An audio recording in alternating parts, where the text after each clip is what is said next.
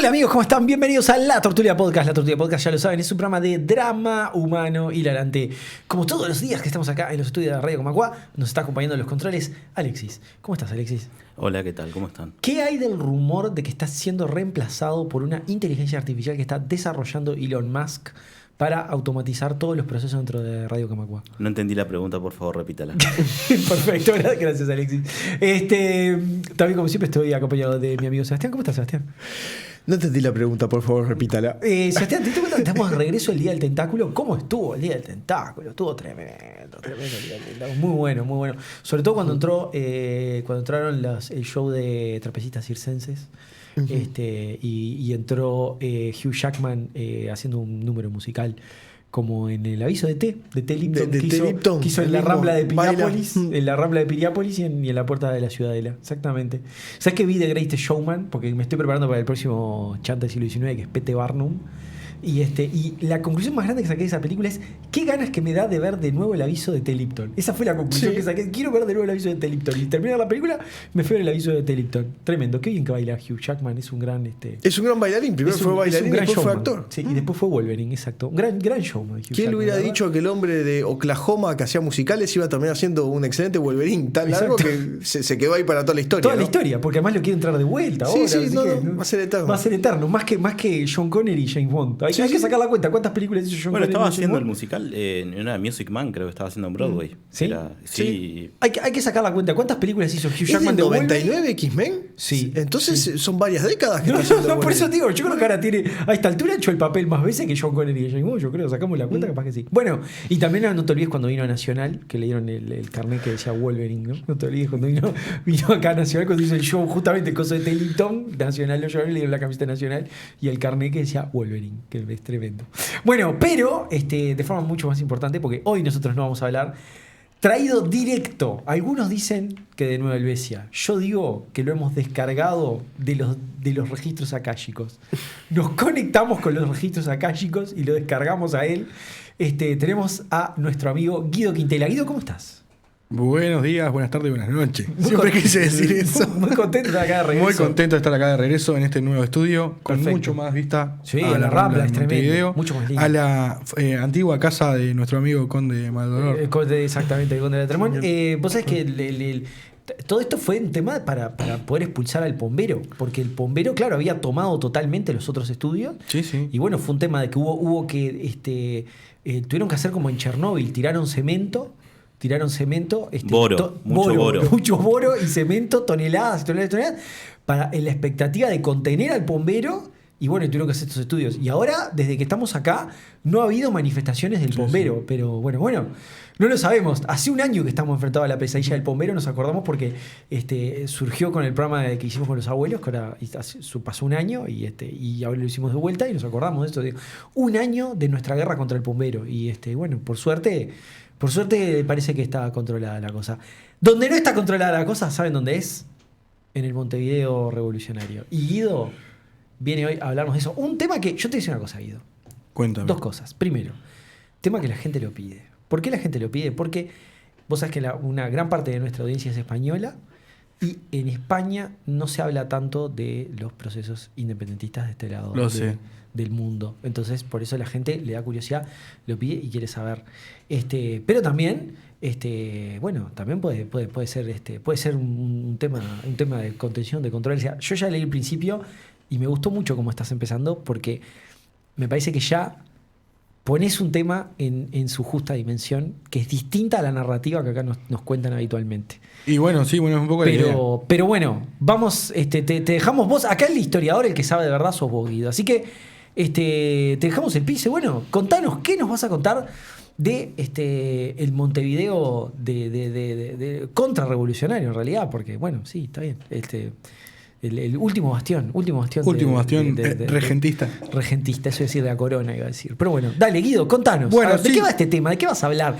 ¿Qué nos vas a contar? ¿Cuál es tu objetivo con esta serie? Contanos un poco. La idea es ver entre este capítulo y el próximo estos últimos años de Montevideo regentista, o estos últimos años de, si se quiere, como el poderío español sobre, en el Río de la Plata.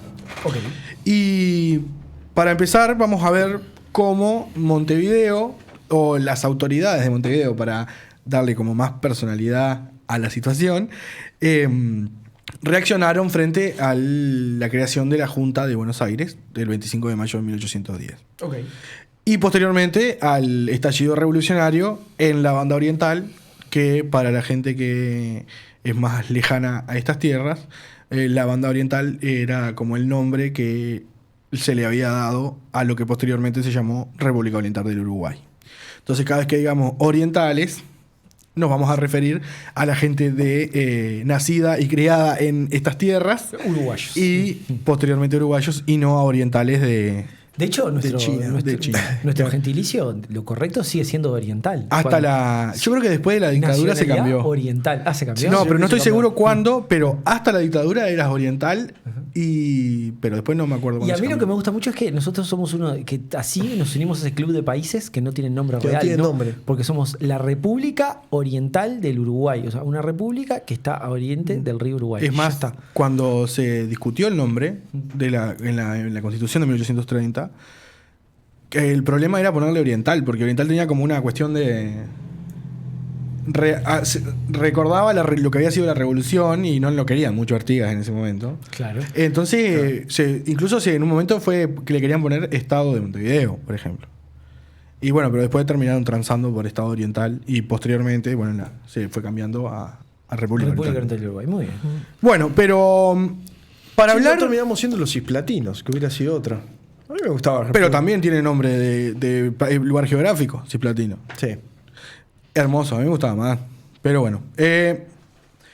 Antes de hablar de la contrarrevolución, vamos a hablar muy brevemente de algunos elementos que yo creo que hay que tener en cuenta para entender la revolución.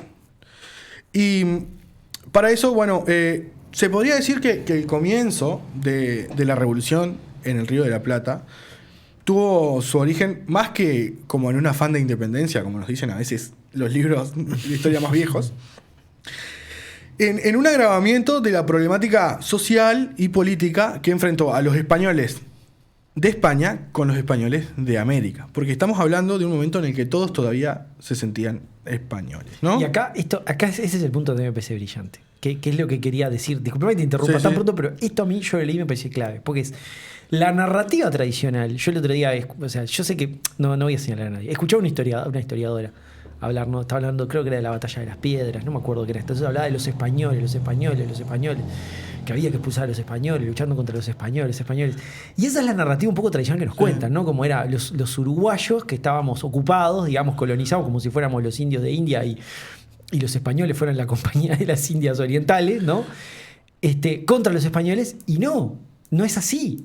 Tiene más características de una guerra. O sea, yo entiendo que se dice así por un tema de comodidad y facilidad de explicar. Vos a un niño chico, claro, estas sutilezas, en la escuela, a un niño chico no le puedes explicar estas cosas. Entonces, es por un tema de facilidad. Es un tema de tomar atajos para que se entienda más fácil. Pero la realidad del asunto es que en realidad esto tiene más características de guerra civil y se parece más y son españoles de este lado del mundo contra los españoles del otro lado del mundo. Y que, por supuesto, como toda división política, porque tiene que ver con división política, hay algunos que están de un lado y algunos están del otro. No es que puedes trazar una raya así nomás, donde decís, los que venían del otro lado del océano estaban en un lado y los que estaban de este lado del océano estaban del otro. No, eso se entremezcla, ¿no? Y entonces, que también es muy parecido a lo que pasa también en algún sentido en Estados Unidos. Si vos te fijas en Estados Unidos, en el proceso de la revolución de Estados Unidos, muchos de los generales que pelean en el ejército continental son ingleses o son escoceses o venían del otro lado. Entonces, entonces nada, simplemente me gusta que eso pone el foco de vuelta en una narrativa que no es la narrativa de nosotros éramos los indios y ellos eran la compañía de las Indias Orientales. No es así, era todo lo mismo. Y bueno, y ocurren divisiones políticas, como ocurre muchas veces, que terminan en procesos de separación. Y sobre todo reclamos de autonomía o de ampliación de capacidades políticas. Claro. Y empieza en eso, ¿no? Y bueno, y esta problemática social y política era tan vieja como la colonia misma, ¿no? Y este conflicto encontró su punto de inflexión en lo que se llama la crisis de la corona española, ¿no?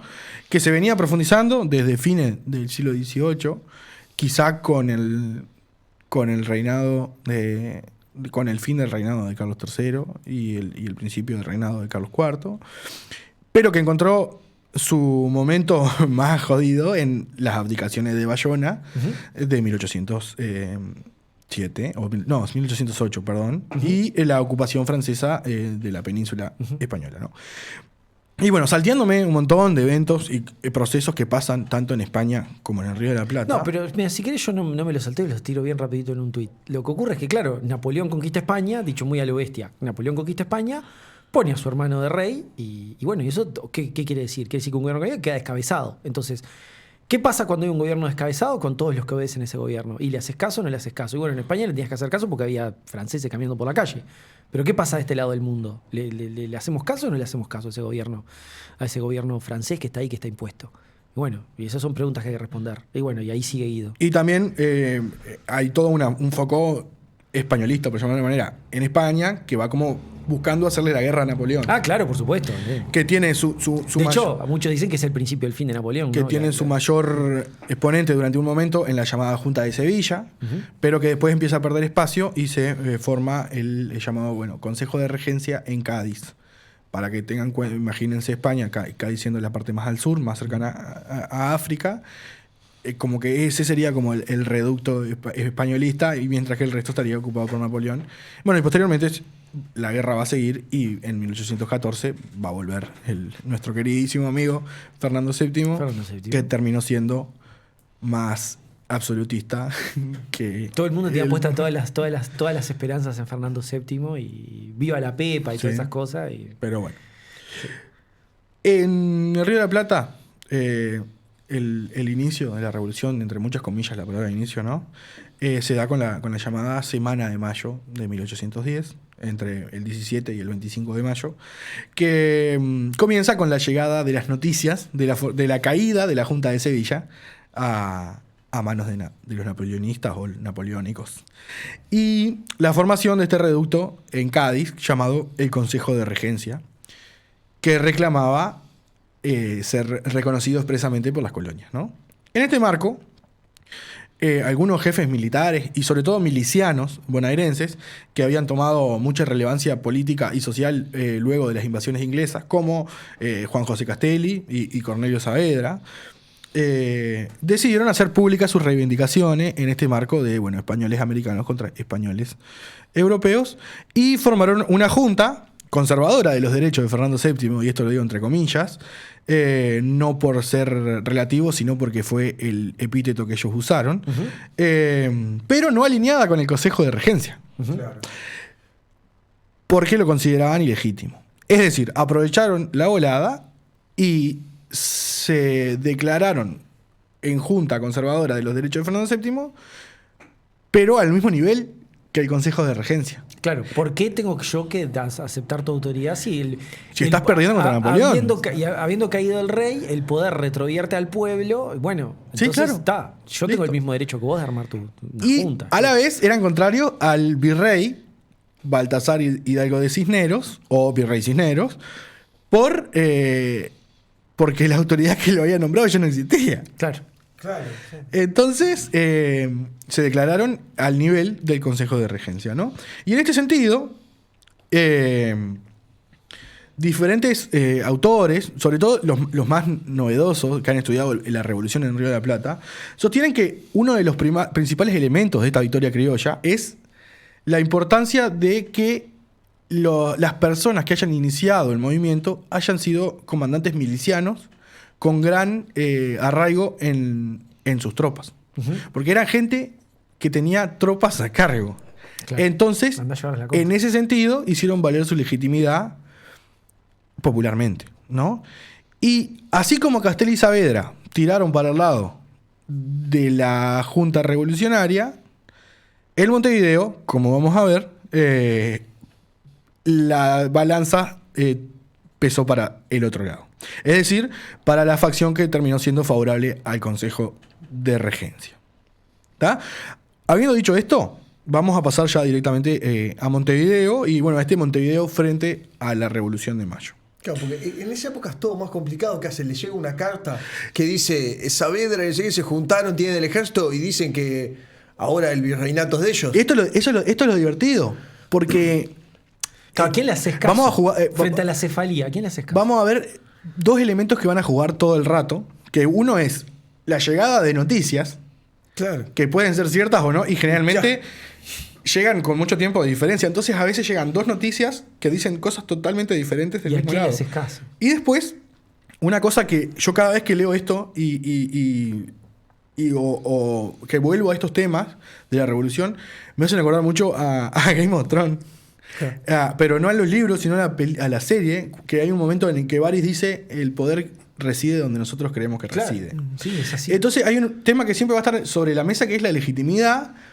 Y la legitimidad, ¿cómo se sostiene? A partir del reconocimiento de otros o con la fuerza de las armas. Sí. ¿No? Me acuerdo de esa escena en Game of Es Thrones, de- Power de- is Power, y Power le is ponen power. todas las lanzas así. Claro. Sí, vos hablarás mucho, tendrás acceso a, pero el poder es poder. Claro. Y esa Entonces, tiene fuerza. en ese sentido, ¿qué hace Buenos Aires? No reconoce al Consejo de Regencia y dice: yo soy la autoridad del virreinato, entonces vamos a buscar que el resto de los espacios o territorios, o como quieran llamarles, del virreinato, me reconozcan. Claro. Entonces, ¿qué hace? Manda en una primera instancia pliegos, que sería como documentos, a Asunción, a Santa Fe, a Salta y a Montevideo. Y a muchos otros lugares, ¿no? Y posteriormente vamos a ver que en algunos lugares sí se aceptó y en otros lugares no. Y cuando no se aceptaba, mandaban tropas. Y sí. Y entonces, ahora, en este Montevideo de 1810, de mediados de 1810, nos encontramos con una ciudad que era gobernada por un gobernador interino, que es Joaquín de Soria, que él había asumido la gobernatura interina a partir de que el titular, Francisco Javier de Lío, había partido a España. Y por otro lado, por el cabildo de la ciudad, que el cabildo era algo así como una intendencia, por decirlo de una manera, que se encargaba de cuestiones comunitarias, como la limpieza, el mantenimiento de las calles, y también de la justicia y de la policía. Perdón, y digámoslo, ya que estamos acá en este lugar tan energético, tan particular, a unas cuadritas allá. Claro. Unas cuadritas, caminan 3, 4 cuadras y llegan. Estamos acá nomás. Es muy lindo. Al cabildo. La primera intendencia. Hacían todo. Hacían todo. Y Hacían todo. aparte, La policía, bomberos, tenían la manguera. y te mandaban preso. Te mandaban preso, pero también tenían dentro del calabozo. Sí, todo junto.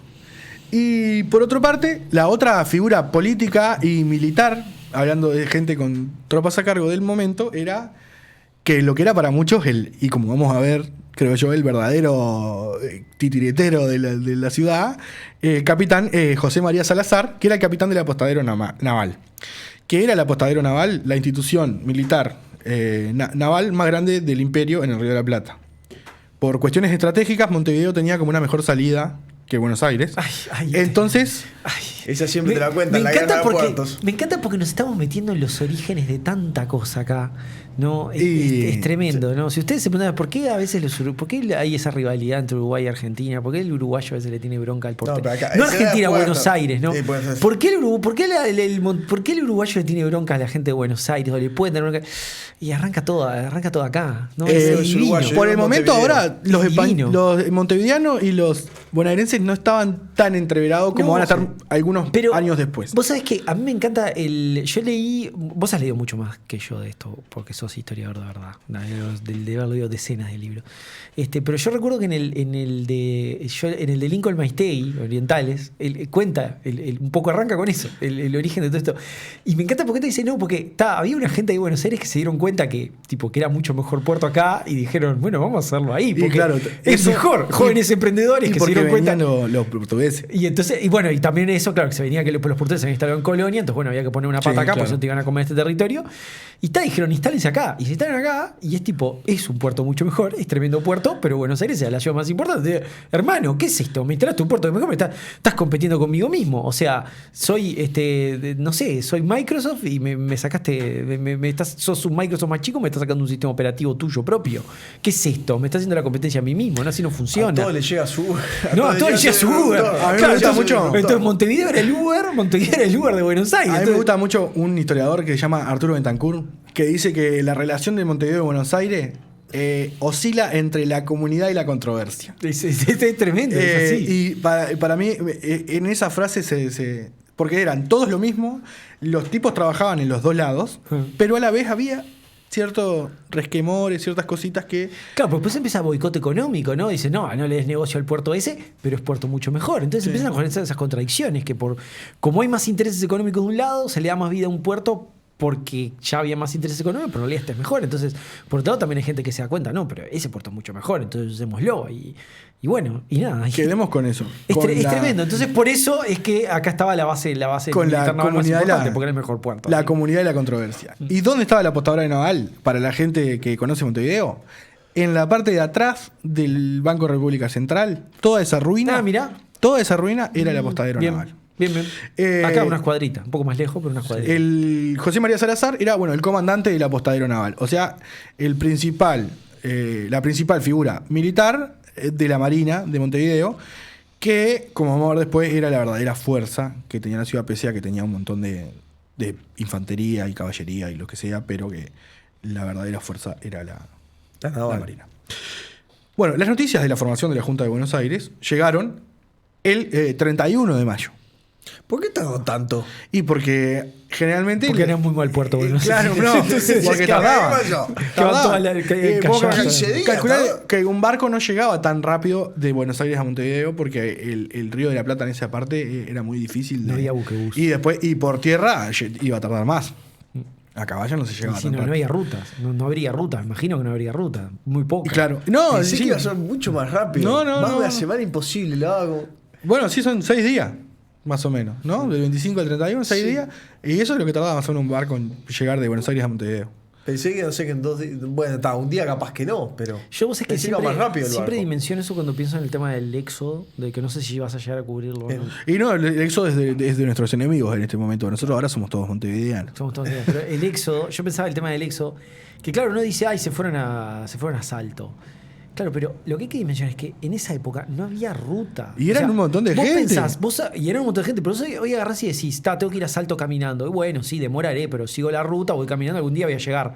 Bueno, pero hay que imaginarse que no hay rutas, que hay monte, que hay maleza, y hay que que pasar río por los para ríos. Cruzar. O sea, ¿cómo haces? O sea, es todo, es tremendo. Sí, o sea, sí. Pensar en moverse en esa época, en recorrer nomás 200 kilómetros, Era es un un drama. montón. Es un drama. Es tremendo, sí. Bueno, las noticias de la formación de la Junta de Buenos Aires llegaron el 31 de mayo a través de un pliego oficial que decía esto, ¿no? Les pedía la adhesión. Porque llegó el pliego. Es Claro. distinto, porque había que hacer un documento legal. Seguramente primero le llegó la noticia y después le llegó el documento, la carta documento que dice no te metas. Claro. Y en esa situación, las autoridades de la ciudad llamaron a lo que se llamaba en ese momento un cabildo abierto. Que para el día siguiente, el 1 de junio de 1810. Muy rápido. Un cabildo abierto era como una reunión un poco más grande de como determinadas personas como influyentes de la ciudad. Para integrar el cabildo, o sea, el cabildo tenía una serie de notables. Notables. O sea, tenía que ser para empezar vecinos, o sea, ser propietarios. Y después, en muchos casos lo que se hacía era como llamar los cabildos abiertos por invitación. Entonces, más o menos, los tipos ya sabían a quién nombrar, porque sabían lo que iban a votar. Ponele que en un cabildo abierto de estas características, estamos hablando de una ciudad de Montevideo que no tenía más de 11.000 habitantes, unos 150, 200 personas era un cabildo abierto.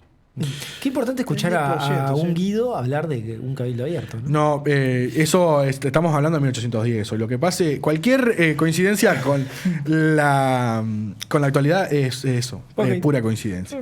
Y bueno, quiero señalar, es un comentario estúpido, pero es como cuando las marcas invitan a los influencers para que hablen bien de su marca. Hacen un focus group de influencers para que le voten. Un influencer que se llama Guido hablando de los cabildos abiertos. Convocaban a todos los influencers de la vuelta para que le votaran lo que querían. Sí. Bien. Sí, se entiende. Y bueno, y las versiones que tenemos de esta reunión, que se pueden ver en crónicas o incluso en el acta misma de la reunión, dicen más o menos que había como una serie de opciones, ¿no? No fue unívoco la decisión de este cabildo abierto, ¿no? Entonces, por un lado tenemos la opción de esta que se llamaba, o del llamado Club de los Americanos, hablando de esta idea de los españoles americanos y los españoles europeos, integrado entre muchas otras personas por, quizás sus mayores exponentes eran Lucas Oves, y José Manuel Pérez Castellano, el presbítero, ¿no? Qué importante, te iba a decir que acá ya me doy cuenta, uno ya se da cuenta quién ganó porque, bueno, aparte porque sabemos, pero porque tenés una calle que es Lucas Oves, ¿no? Hay calle Lucas Oves, José Manuel Pérez Castellano, no hay una calle José María Salazar. No, Entonces, pero ya te das cuenta por dónde viene la mano. Pero ¿quién ganó a la larga? Ahora, como vamos a ver, no sé si ganaron esto primero. No, a la larga, pero yo digo, ahí están las calles, Lucas Oves, José Manuel Pérez Castellano, nadie dice José Manuel, dice Pérez Castellano, Lucas Oves, pero calle José María Salazar no la estaría viendo. Y bueno, estos se mostraban proclives a la unión con Buenos Aires, ¿no? Estos estaban, sobre todo, muy influenciados también por la propaganda revolucionaria que llegaba desde Buenos Aires, incluso de forma clandestina, a través de prensa, por ejemplo. La Junta de Buenos Aires, desde que se inició, tenía la llamada Gaceta de Buenos Aires, que también hacía como prensa, si bien era oficial, llegaba por otros medios, ¿no? Y por el otro lado, el ala más europea, donde había gente como, no sé, Mateo Magariño, por ejemplo, que se mostraron contrarios a la Junta y depositaron sus esperanzas en la misión que había ido a cumplir Elío en España. Recordemos que Elío, como dije en un era el alcalde, era el gobernador. El gobernador de Montevideo, que dice, no, hay problemas en España, que una joda tomarse un barco, porque bajás y te das cuenta, que vino Napoleón, te puedes encontrar cualquier cosa. No, capaz que ya se dice, no, Napoleón ya fue, ya lo derrotaron, claro. No viniste al pedo. Viniste al pedazo. Me vuelvo. Elío se había ido a España también porque había sido nombrado en su momento inspector de las tropas del virreinato, y en Buenos Aires no le había gustado nada y habían prohibido que Elío asumiera el cargo. Claro. Entonces también fue como un conjunto de cosas que fue a hacer, pero entre todo fue también a poner sobre la mesa, personalmente, muchos reclamos que Montevideo tenía históricamente, sobre todo ampliar su jurisdicción.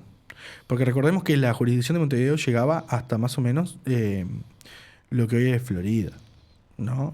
Después ya eso era jurisdicción de Buenos Aires. Por ejemplo, Colonia, Soriano, Mercedes todavía eran jurisdicción de Buenos Aires. Otra cosa que quería hacer Montevideo también era ampliar su capacidad política, y quería hacer, por ejemplo, intendencia y no ser una capitanía general como era en ese momento. Que son cuestiones legales que en ese momento pesaban, pero que ahora no me lo voy a poner nada. Sí, por la defensa de intendencia y capitanía general en las terrenos. No, pero ya vamos a llegar al momento en el cual Guido va a explicar por qué las Malvinas en realidad son uruguayas. Eso es para el rumbo a la cancha. Para el rumbo a la cancha, perfecto. Este bando contaba también con el apoyo del sargento mayor de la ciudad, Diego Ponce de León. Tampoco hay una calle, Diego. Llamado el Empecinado, como vamos a ver después. Y el propio Salazar. Gente españolista y de vuelta con gente armada a cargo. Españolistas recalcitrantes. Mucho más lindo que digan el empecinado que el recalcitrante. ¿Te imaginas, Sebastián da Silva, el recalcitrante? Bueno. Y al final... Estoy rodeado de políticos, Alexis. ¿Te diste cuenta? De políticos falsos. Estoy rodeado. Tengo un Guido que habla de Cabildo Abierto, tengo a Sebastián da Silva del otro lado. ¿Qué es esto? Y nos falta uno contigo. Y sí, pero no hay, por suerte. Está Diego Ponce de León, por ejemplo. Vos sos el empecinado. Y al final terminó prevaleciendo la opción más tibia, ¿no? Por decirlo de alguna manera. Uruguayo. Ahí estamos naciendo como nación. Ese es nuestro nacimiento como nación. ¿Qué opción te prefiere entre Buenos Aires? No, el intermedio, el camino del medio. Vamos a ver el intermedio. Es decir, se decidió adherir a la Junta, pero con algunas condiciones. Entonces se formó una comisión y al día siguiente eso es muy se iba a hacer otro cabildo abierto el 2 de junio de 1810 para decidir cuáles iban a ser las condiciones. Eso es muy de uruguayo también, ¿eh? Entraba cuarto intermedio, entramos para responder con una contraoferta al otro día, muy de uruguayo. Y ganar tiempo, y mientras estamos ganando tiempo, a ver qué pasa. ¿Qué pasó? Con burocracia.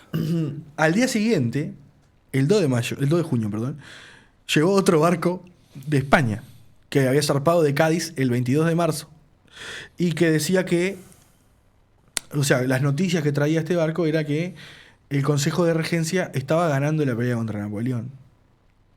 Y que a partir de eso había generado más legitimidad mismo dentro de España.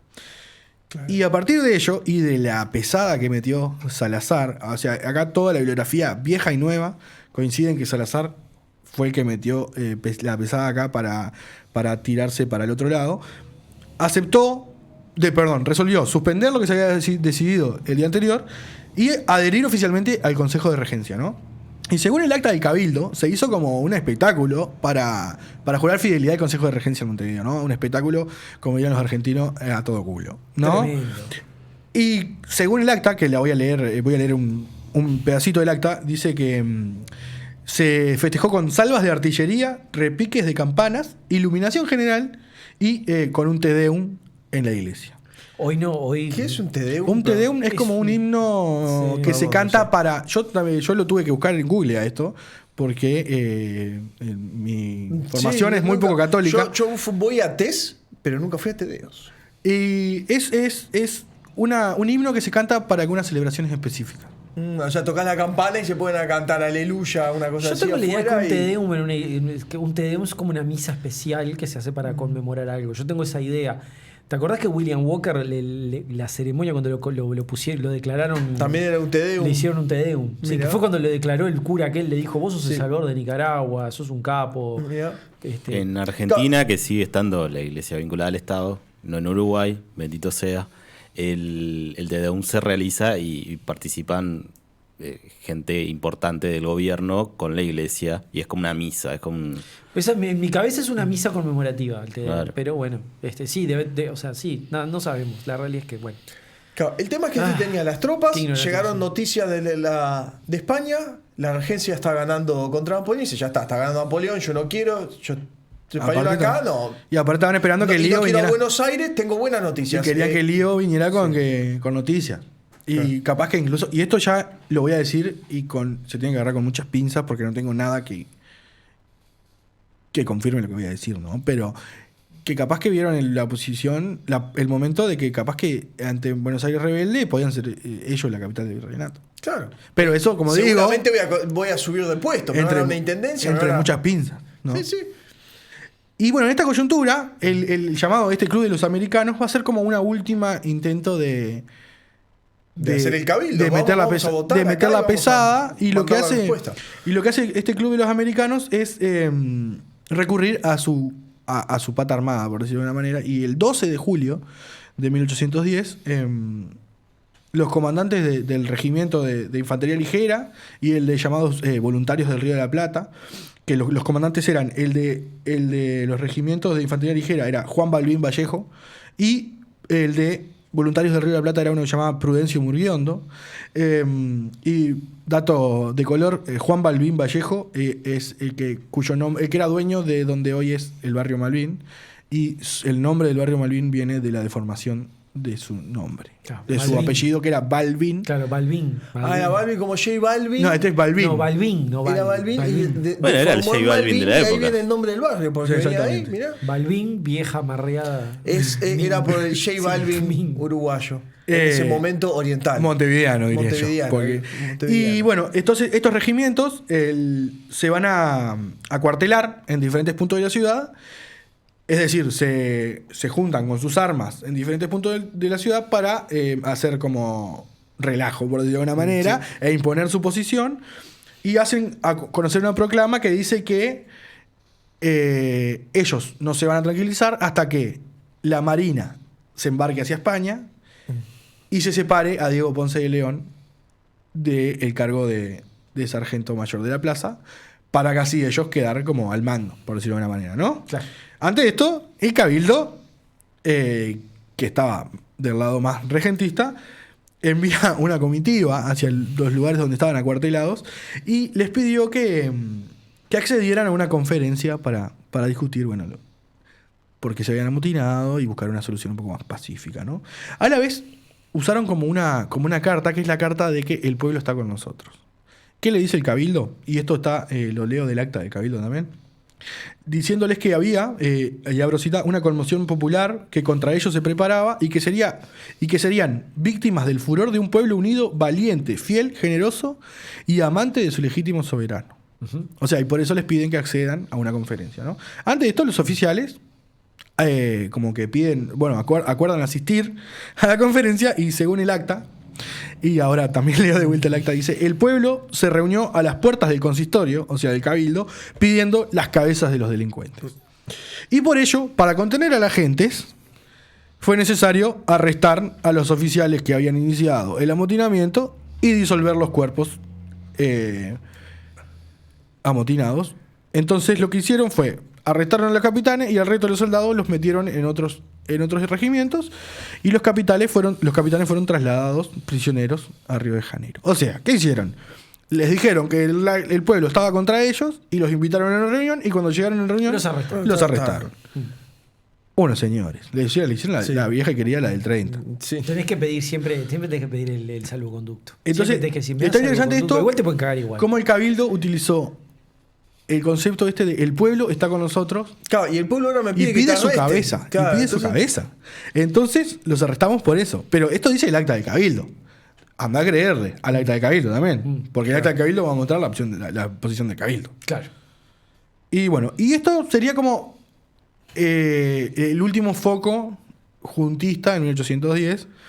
Y a partir de este momento Montevideo ya va a adoptar una opción regentista y va a iniciar como este movimiento de contrarrevolución, ¿no? Ahora, dos cosas que a mí me parecen interesantes, ¿no? La primera es, todavía nadie está hablando de independencia.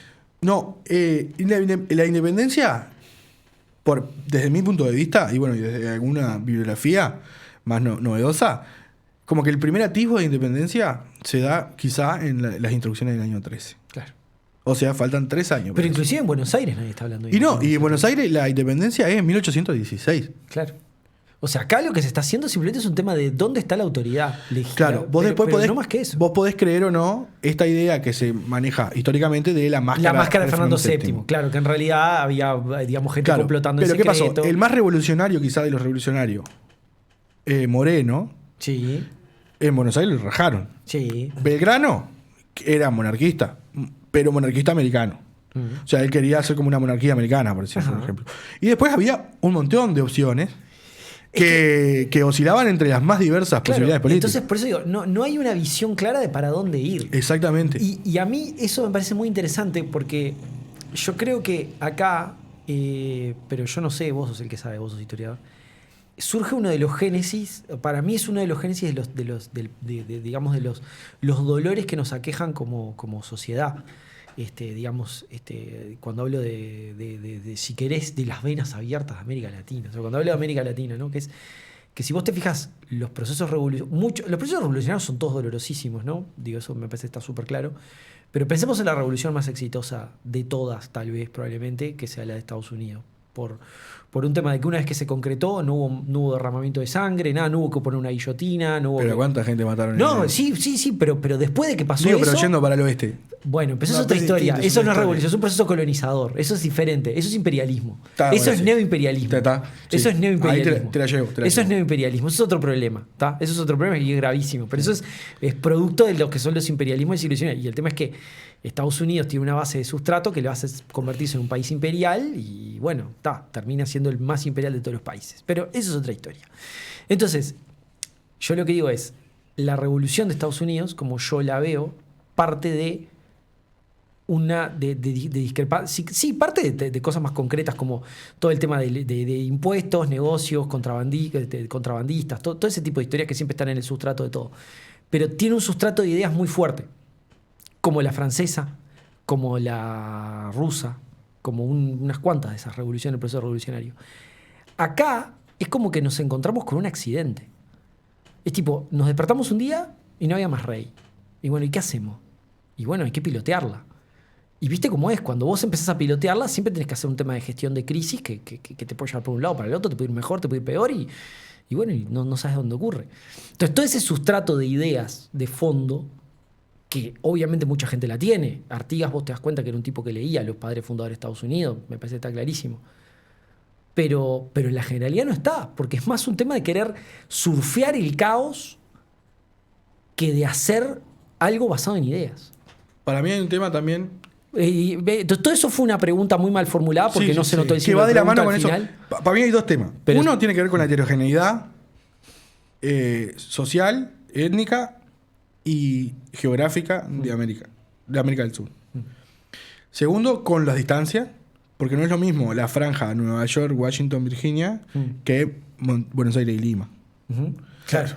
Segundo, Anda a llegar a Lima. segundo Está muy bien de penetración del sistema colonial cuando tenés lugares como Lima, Sí, México obviamente. y Buenos Aires, que es finales del siglo Y XVI. la civilización, claro, vos te puedes a pensar, la civilización que había construida en todo lo que es la América española, le vuela las medias a lo que era Estados Unidos en esa Son época. años y años de Sí, no hay con qué darle. No hay con Y qué darle. acá- Yo te digo, o sea, siempre digo lo mismo, ¿no? Yo digo, tampoco conozco tanto América Latina, pero yo cuando estuve en Cusco, voy a ver la catedral de Cusco. Sí, está arriba del Es coso. nivel europeo. Sí. ¿Tá? Sí, sí. Me voló las medias. Y eso te das cuenta, si esto no lo hicieron en 2 días. Esto, acá se nota. Acá hubo plata en serio y se instalaron en serio y construyeron una civilización en serio. Habrán roto otras cosas, no digo que no, pero que le pusieron ganas para construir algo, le pusieron ganas. No hay con qué Exactamente. darle. Y por otro lado, yo en ese sentido mismo, no, perdón. Yo siempre tengo una profesora que siempre dice que esta idea de esta parte era el rincón más sigue recóndito siendo la loma del del orto. imperio y a nadie le importaba sigue siendo demasiado. la loma del orto. Sigue Entonces, siendo. y a lo que voy es lo siguiente que creo que va de la mano con lo que decías vos. Acá lo que hay que resaltar es que todo era nuevo. Entonces, como todo era nuevo, las soluciones eran nuevas. Y como las soluciones eran nuevas, va a pasar eso. Tuvieron que surfear el caos como pudieron. Entonces van a pasar cosas. Y bueno, y a fin de cuentas, después de muchos años terminó la independencia. Pero el problema es ver los hechos del pasado sabiendo que Como después va a haber termina, una el diario independencia. Claro. Bueno, muy bien, muy interesante, Guido. Gracias por este mini debate que hemos armado. Bueno, entonces quedamos en esto, ¿no? Montevideo se inclinó por la línea política del Consejo de Regencia y pasó a convertirse en el principal enemigo de la revolución en el Río de la Plata, ¿no? Se constituyó, si se quiere, bueno, en la cabeza de la contrarrevolución, ¿no? Por el otro lado, estaban todas estas poblaciones que hoy decía que pertenecían históricamente a la jurisdicción de Buenos Aires, como Colonia, Santo Domingo Soriano, que es lo que hoy sería Villa Soriano. Tengo un amigo en Colonia que creció viendo televisión argentina. Decía, no, allá llegaba la televisión de afuera. Sí, Entonces, yo soy de Colonia. En Nueva Palmira veíamos televisión televisión. argentina. Estaba en la Es jurisdicción más, de ellos. yo sabés Antes, que yo todavía les voy a más. contar la historia. Yo supe quién era la farándula uruguaya con 18 años. Mirá que la farándula uruguaya la inventaron hace 15 No, Sí, pero por ejemplo, no 16 sé, años. Gonzalo Camarota, Sí. Emilia Díaz, Sí. esa gente, Sí. Paula Bianco, Mm. yo las conocí con 18 años. Pero de Buenos Aires, el que quiera.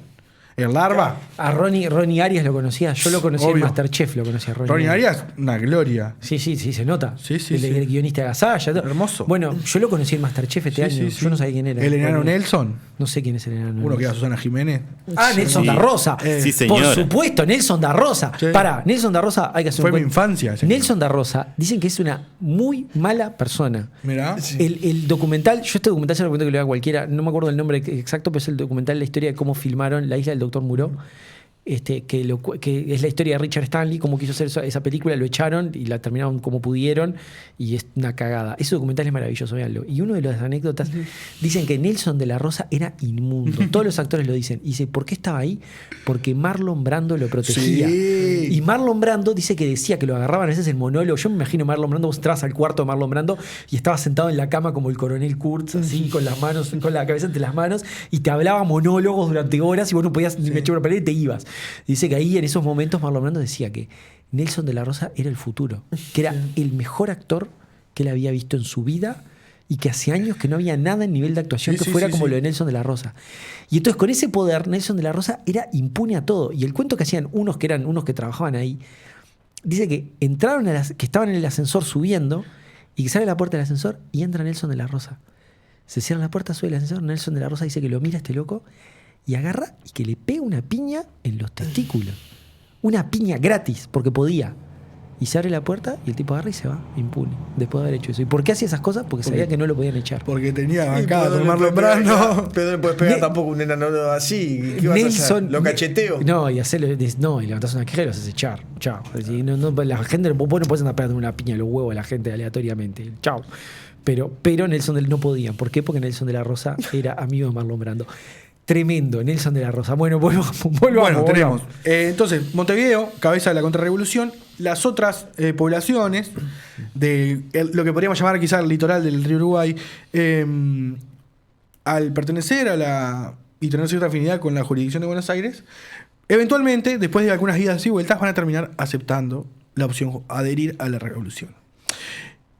Por un lado, por este hecho de ser históricamente parte de la jurisdicción de Buenos Aires, y por otro lado, por la paupérrima campaña de contrarrevolución que va a ser iniciada desde Montevideo. Claro. ¿Por qué digo paupérrima? Por lo que vamos a ver a continuación, ¿no? Con esto, ¿qué quiero decir? Que una vez que Montevideo se separó de Buenos Aires, entendió que tenía carta blanca para avanzar sobre la jurisdicción que antes era de Buenos Aires, porque si vos no reconocés la legitimidad de Buenos Aires... Pero lo estás reconociendo como entidad separada. Decís, no, ahora tú sos mi entidad. Ese es el tema de la guerra civil. Claro, entonces ahora yo tengo carta blanca para avanzar sobre la campaña.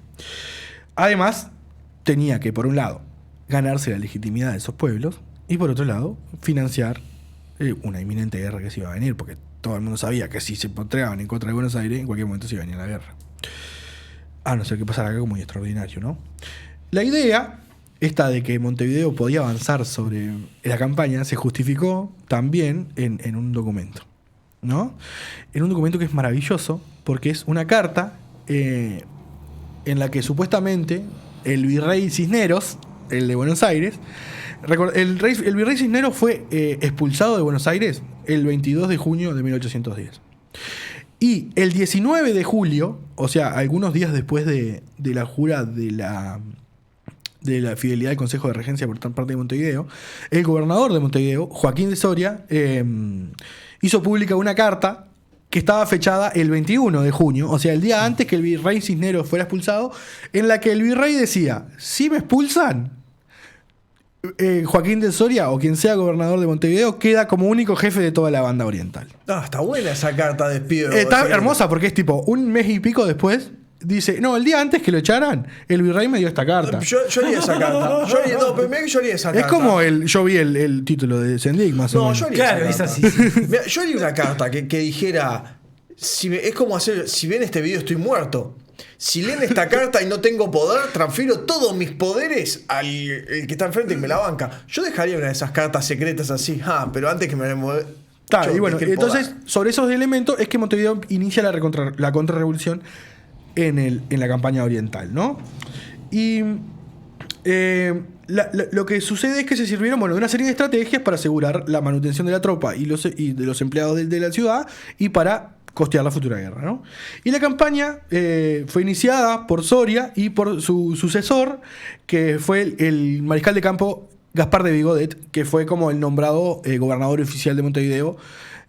Rapidísimo el título de mariscal de campo. No, él ya vino de mariscal de campo de España. Vino como mariscal de campo de España y fue nombrado gobernador. ¿Un tipo grosso? Llegó, sí, en octubre de 1810. Porque era mariscal de España, no era que le inventaron el título acá. No. O sea, Y la campaña contrarrevolucionaria, por un lado, se sirvió de los clásicos, ¿no? De ir puerta por puerta pidiendo donativos patrióticos a las principales familias de la ciudad y de la campaña. Se echó mano a la renta de aduana, sobre todo de los estancos de tabaco y de esclavos, que eran como las principales actividades económicas. Y se buscó, y acá es uno de los grandes problemas, regularizar la tenencia de la tierra para cobrar más impuestos. No se metan con la tierra. No, ¿qué pasó? Mandaron una serie de circulares a la campaña, que era uno, por ejemplo, del bando de Soria y el otro es el bando de Vigodet, que básicamente es la misma, que dicen a los jefes de comandantes militares de los pueblos que tomen conocimiento de quién tenía título completo de tierra y el que no tenía que regularizarlo.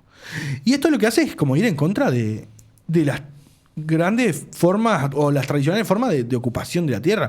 Porque imagínense que mucha gente tenía título perfecto de la tierra porque, no sé, habían sido donatarios de cuando se fundó el pueblo, o porque habían sido primeros pobladores, o porque, no sé, habían hecho un gran servicio a la patria. Pero el resto de la gente vivía ahí. Ya te instalabas. Claro, y nadie tenía mucho problema. Aparte no había grandes sistemas de coacción. O sea, no había una policía de la campaña. No había alambrado. Claro, ¿quién vas a mandar a reclamar eso? Y aparte era ley del más fuerte. Sí, y mucha gente, y no es que fuera un gran problema eso. Eran espacios vacíos. Claro. Sin nada. Entonces, cuando viene uno y te dice, no, ahora tenés que pagar impuestos. Y yo viví toda la vida acá. ¿Qué voy a pagar impuestos? Entonces ahí también está una de las partes de esta paupérrima campaña de Montevideo. Claro. Se puso la gente en contra. Y por otra parte... Este Vigodet, yo estoy pensando porque él tenía un título grande en España. Claramente, por cómo se estaba llevando la guerra en España, no tenía. Entonces lo mandan acá. Y lo primero que tiene que hacer es ir pidiendo plata entre las puertas. No, es peor todavía. Soria y decir... Es muy uruguayo. No, llegó, el otro había hecho lo mismo y él siguió haciendo lo mismo. Claro, 2 veces plata. O sea, estaban los bonos de guerra que lo vendió de esto. No, señora, le vamos a pagar cuando termine la guerra, pero pidió otros bonos. Pero ya vino a pedirme el que estaba antes. muy... No, señora, pero no está más. Ahora estoy yo. Tristísimo Sí, papel. Conéctese a los registros acá, Eso también chicos, es muy y consiga uruguayo. más dinero. Sí, sí, sí. Es Y muy no uruguayo, sí. entendió. O sea, no fue como. No Imagínate tuvo que otra. No tuvo llegó otra el mariscal sentido. acá y tengo tropas que tengo, ¿no? Salgo a pedir en las puertas de la gente, ¿ok? Y va puerta por puerta a pedir donativo patriótico. Sí, y después no se le cae una idea. Porque lo que hace cuando llega es ver que lo que hizo el otro no funcionó mucho. Entonces Y lo dice: repite. Como el otro no funcionó, yo le prueben de vuelta. A ver si ahora anda A ver bien. si ahora pueden regularizar la tendencia de Que la es la Tierra. definición de locura, de acuerdo ahí. Sí. Y bueno, Va a ganar Buenos Aires. y de la mano con todo esto lo que hacen es mandar algunas partidas de hombres armados a la campaña. Para asegurar la campaña, También pero también recolectar. para recolectar. Claro. Y como que mandan también Es como un Estado. Un Estado tiene que tener Sí. fuerza armada y tiene que poder recolectar impuestos en una zona. Ahí te defino un Estado. Esa es la... Esto se sumó también a que algunos meses después, o sea, el 12 de enero de 1811, vuelve a Montevideo el ahora virrey del Río de la Plata, Francisco Javier Elío, Claro, que Tremendo viene a- ascenso, pegó tremendo ascenso. con un batallón militar veterano, que es interesante porque la mayoría de las fuerzas que había en esta zona, si bien estaba la Marina, ¿Cuándo llegó? eran Disculpame, milicianos ¿cuándo y llegó? reclutados de acá. 1811. 12 de enero de 1811. 1811. O sea, ellos habían. Estaba la revolución en mayo. Junio y julio decidieron adherir al Consejo de Regencia. Durante los siguientes meses empieza como toda esta campaña de contrarrevolución. ¿Y este batallón militar veterano quiénes eran? Y bueno, lo que hacen generalmente en estos momentos es como que en España empieza a buscar ir hacia el norte con sus propios militares para pelear contra Napoleón y empiezan a mandar como gente que se había sido desmovilizada, gente con cierta experiencia en algunas guerras, no sé, por ejemplo, contra Francia a fines del siglo XVIII, o mismo contra Inglaterra o contra Portugal, y que estaban un poco más curtidos en batalla, pero tampoco eran los batallones súper fuertes. Sí, eran los triarios, Claro. hermanos, digamos, los más veteranos, Generalmente- tercera línea, pero más viejos, Claro. capaz. ¿Qué hace un soldado de 40 años? Lo mandan de Uruguay. Claro, por pero lo ejemplo. importante es que eran veteranos, Sí, es claro, decir, claro, soldados milicianos. profesionales. Tenía experiencia de combate, no iban a huir al primer disparo. Claro, y entonces los mandan, los desmovilizan en sus batallones y los transforman en un nuevo batallón. ¿Y cuánta gente tenemos idea? No, estamos hablando de varios cientos de personas. Sí, sí. ¿no? Ah, pero varios cientos de veteranos acá te hacen No, es la una diferencia. te hace sí. la diferencia, sí. Y sobre todo teniendo en cuenta que Porque está peleando con la gran bueno. mayoría de las tropas de tierra de Montevideo eran milicias. Claro, yo iba a decir milicia. Y la tropa veterana era siempre de Marina. Y bueno, nuevamente, entendiéndose la autoridad legítima del virreinato, llega a Montevideo y antes de cruzar a Buenos Aires, donde estaba la supuesta capital, pide ser como... Investido. Claro, investido por la Junta. Claro, es como tú imaginas, mira, volví, tengo acá mi contingente, tengo mi plata de impuestos que nos rindió para tanto, Aparte- tengo un mariscal, ¿no? Sí, y le dicen esto, le dice... Y tengo 300 tipos armados. Vos le dice a la Junta, que supuestamente era defensora de los derechos de Fernando VII. Ahora el Consejo me vistió a mí. Yo respondo a Fernando VII, igual que vos. Esto es legítimo. Esto es legítimo. De última, en última instancia. Vos decís que Cisneros había perdido su legitimidad porque había sido nombrado Antes. por una institución que ahora no existe más. Ahora la institución que me nombra a mí sí existe. ¿Y qué le dijeron de Buenos Aires? Que el lío era tan ilegítimo como el Consejo de Regencia que lo había nombrado, entonces no lo iban a aceptar. Ante esto, el lío declara, y acá voy a leer textualmente lo que dice la declaración de Lío, como rebelde y revolucionario al actual gobierno de Buenos Aires, y que los individuos que lo componen y todos los que llevan armas y otros útiles de guerra para sostenerlo y atacar a los que obran bajo la verdadera divisa del estandarte del rey de España serán tenidos por traidores y como tales tratados y juzgados. O sea que básicamente esta declaración, que es la declaración del virrey Elío desde Montevideo del 12 de febrero, o sea, un mes después de haber llegado, de 1811, es como la declaración de guerra de Montevideo a la Junta de Buenos Aires. Y fue seguida del cierre de los puertos de la banda oriental para embarcaciones desde y hacia Buenos Aires y de el bloqueo del puerto de Buenos Aires por parte de la Marina de Montevideo a cargo de un señor que se llamaba Juan Ángel de Michelena. En esta clave también el virrey profundizó la contrarrevolución y mandó más gente a la campaña, o sea, más partidas de hombres armados a la campaña para asegurar y también para seguir recolectando. E impuso fuertes controles en Montevideo, o sea, para quien entraba y salía de la ciudad, y mandó a construir en la Plaza Matriz una horca.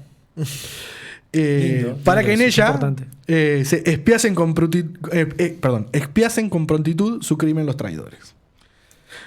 O sea, vino armadito, ¿no? Pero claro, ese se sentía legítimo. Yo vengo de España, me dieron el poder, el congreso de regencia, me dieron el poder, tengo acá el papel, soy el virrey, esto no hay duda, no hay carta secreta, no hay nada, vengo con mis tropas. Y como los otros me dijeron que no, y tengo la Marina de Montevideo que parecería no es tan mala como su...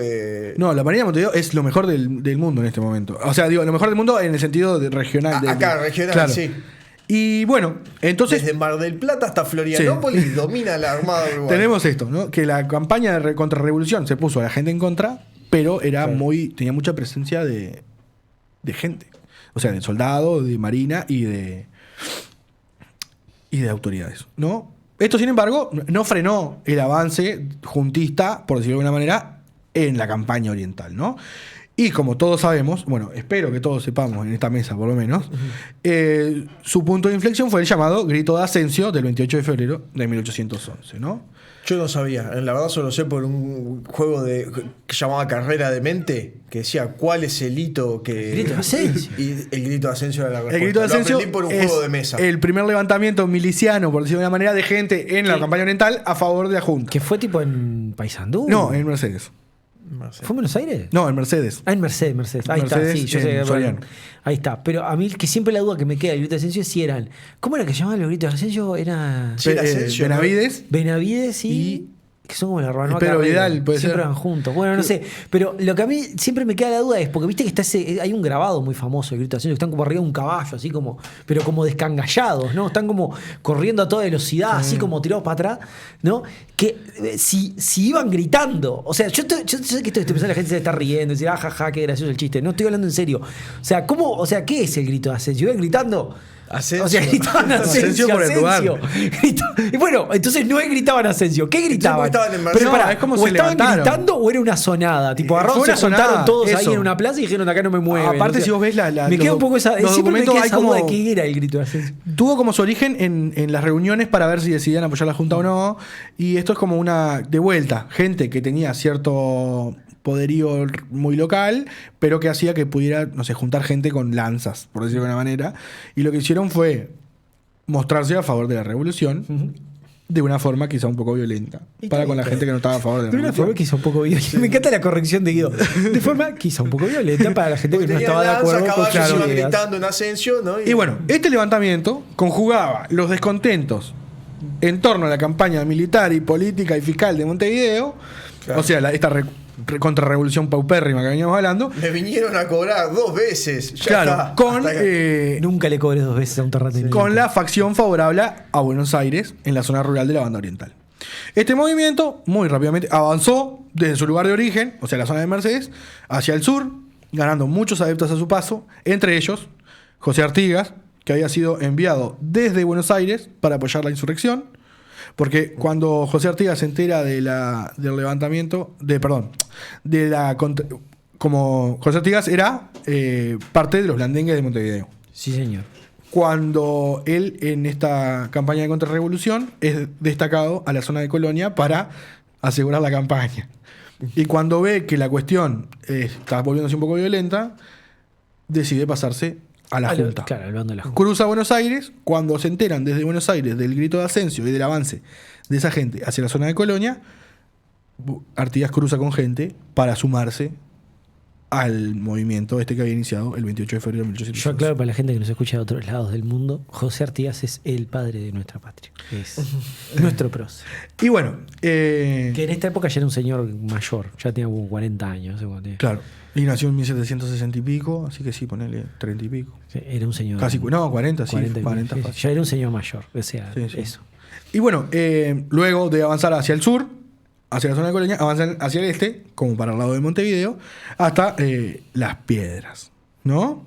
Y ahí se dio, bueno, la famosa batalla de Las Piedras, que voy a hacer lo más sintético posible para no... Un tuit, la batalla en un tuit. Bienvenidos a las piedras, se pelearon. Las Piedras es una población ubicada a unos kilómetros al norte de Montevideo.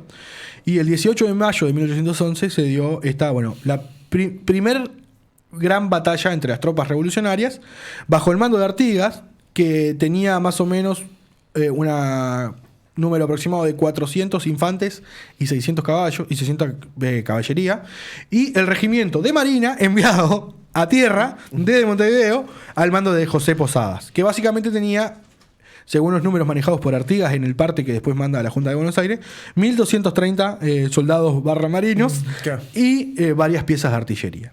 Tenía artillería grande marina, Claro. algún cañón Sí, tenía. La batalla... Igual me sorprende el tamaño, tenían pila de caballería. Se ve que acá juntar caballería era mucho más fácil. Eso te iba a decir, es raro que haya Claro, más raro caballería que esa infantería. presa, es la clave. raro. Se ve que juntaban, Es muy raro. que los caballos Sí, los es muy agarraban raro. por ahí, era Claro. fácil. Y Y las en- distancias y en esta- también te y en- facilitarían muchísimo. Es el más, caballo. hay una Y leyenda... todavía en esta época, me imagino que la caballería es tiene que ser, o sea, un arma bastante, o sea, mucho más efectiva, digo. Sí, claro. Sí, además para moverse en las distancias. Tiene que ¿no? haber, o sea, Y acá tener pastan. más caballería hay- que infantería en esta época. hay una en todas las leyenda- épocas, pero bueno, particularmente en este momento, tiene que haber sido Hay fantástico. una leyenda que dice que vos para unirte al ejército revolucionario tienes que ir con 2 caballos.